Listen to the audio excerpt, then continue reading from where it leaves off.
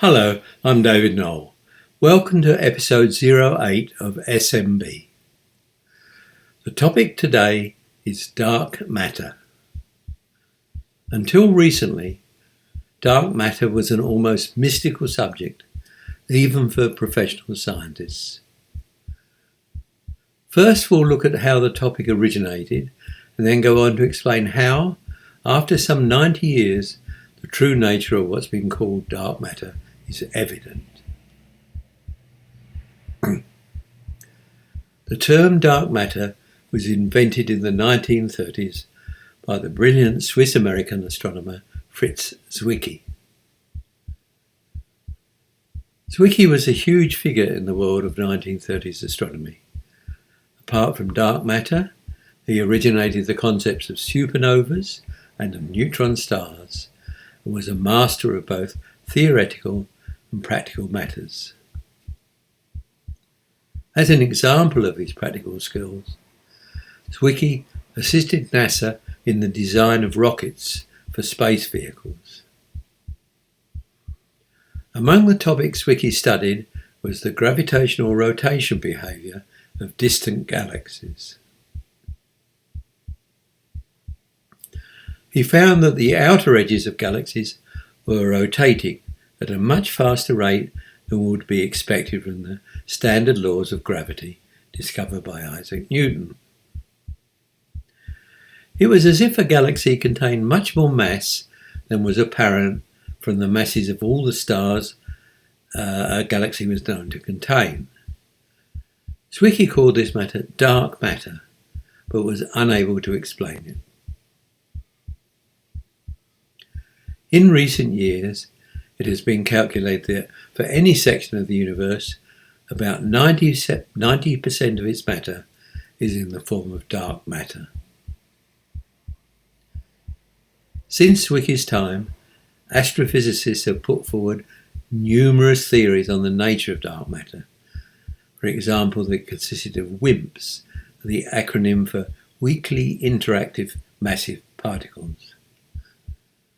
These were supposed to be subatomic particles which exerted gravitational force but had no visible manifestation.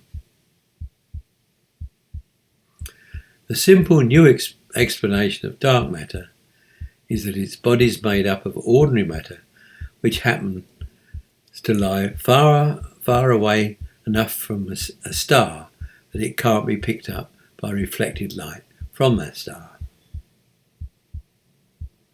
Also, these bodies are cool enough that they don't emit their own light in the visible spectrum. It's not often appreciated that most of what we know of the universe depends on what we can see of stars and solar systems, which occupy a very tiny fraction of the universe.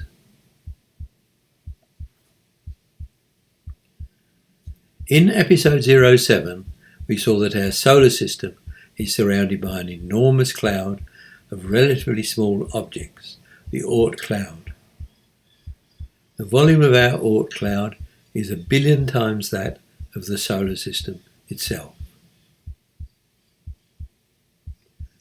With improving telescopes and observing techniques, more and more bodies classed as asteroids or dwarf planets have been discovered in the region beyond Neptune in the solar system. In 2022, about 3,000 such objects had been definitely identified, with the total number existing thought to be close to 100,000. And this is just in the outer reaches of the solar system. Beyond this, in the Oort cloud proper, the number of so-called Oort soup objects must be almost beyond calculation. In fact, the Oort soup consists of bodies of every size, including huge planets, so-called super Jupiters, right up to objects not quite large enough to become stars and shine in their own right. Working from gravitational data, some astronomers believe that a large unknown planet, dubbed Planet 9, may be orbiting the Sun well outside the solar system in the Oort cloud. It's postulated that this planet, if it exists, may be 10 times the mass of the Earth, a little less than the gas giant Uranus. If Planet 9 does exist, why not just point a powerful telescope at it, where it is thought to be, and confirm it with an image? It's because it really is a very long way away.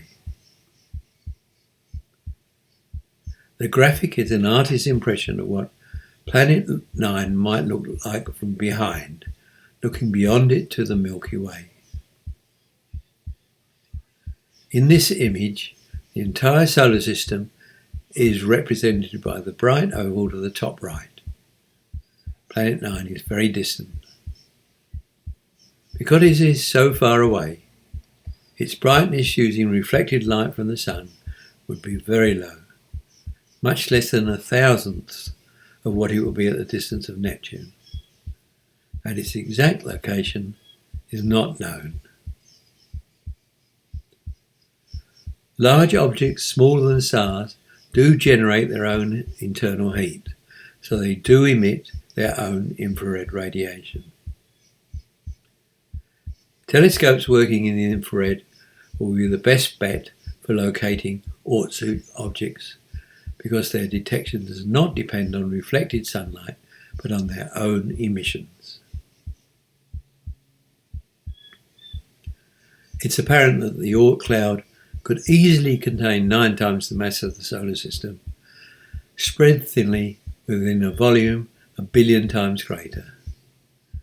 These Oort soup bodies are the dark matter needed to balance the gravitation equations.